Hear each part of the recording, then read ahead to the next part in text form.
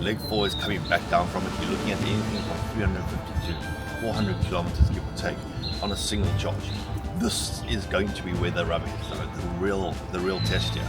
Never mind the last 2 days, this is also going to really show what we are made of from a range anxiety perspective, but from a hardware side too.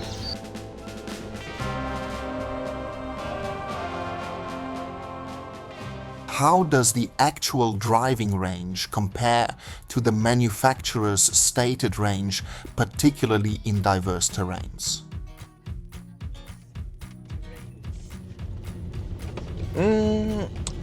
I think that's dependent on the manufacturer. I've personally experienced, my personal experience is that the German and, European manufacturers overall, their WLTP range estimate, or what they state to be the range, is relatively accurate.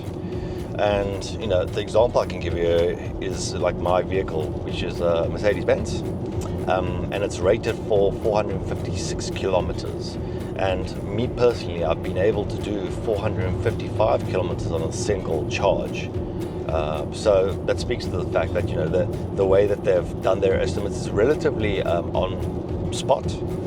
I think some of the other OEMs or makers, though, they aren't necessarily as conservative. So I think, for example, some of the Chinese brands, I've never really been able to get close to, it's not too far off, but not really on the WLTP range. But that in itself, I think, is I'm not really a fan of providing those type of numbers, because it almost sets a false expectation for consumers. And the moment it doesn't hit those ranges, then it goes, told you so. It's electric vehicles don't necessarily drive as much as it's supposed to be, and I think that's really leads into a bad impression being made. So yeah, I think for myself at least, a lot of the OEMs who do take a conservative view, they're relatively accurate, and I think it's something you can trust. But again, dependent on driving patterns, dependent on the environment that you're in, also the terrain that you're driving on as well. So those factors all do influence the way that you use your battery, hence having an impact on your range as well. What are the costs associated with charging across different networks, and how does this compare to fuel in traditional vehicles? So let's touch on the first one, which is around the different charging providers. I mean, they have their own rates that they charge per kilowatt for the electricity that you'll be using from them. So it does vary, but I mean, it's anything between the 5 Rand to about the 7 Rand, 58 Rand range, give or take. But when comparing that against other fueling stations, for example, it's chalk and cheese, isn't it? The amount it costs you to actually utilize electricity to drive a vehicle versus petrol is, it's significantly different. And once again, I refer back to my own example of owning and driving an electric vehicle. My electricity bill has gone up maybe by 600 Rand a month, 700 Rand a month, give or take.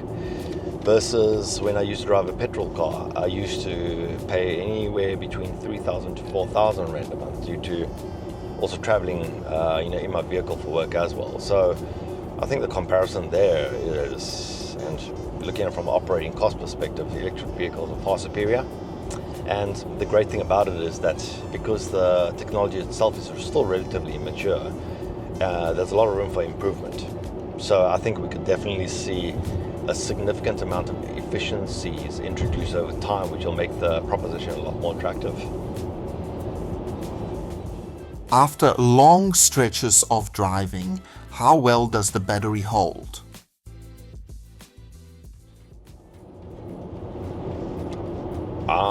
I don't think the individual long stretches of driving makes too much of a difference on the battery for that, actually. It's more about how your driving pattern. I think that's the best way to put it.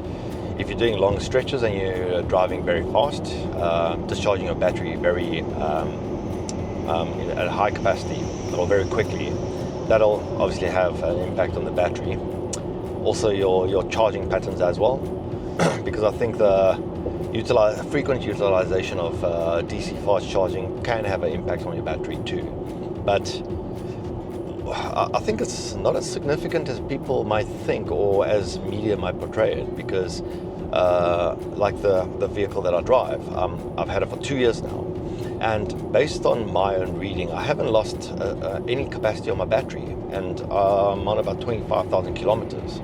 And I've done a fair amount of long distance driving. I've done the Cape Town a few times, down towards KwaZulu-Natal and Durban. So yeah, I think the long and the short of it is the degradation that you're going to be seeing, and also, you know, the impact from a long distance driving isn't necessarily an issue, but it's more really, you know, tied into the way that you utilize the vehicle.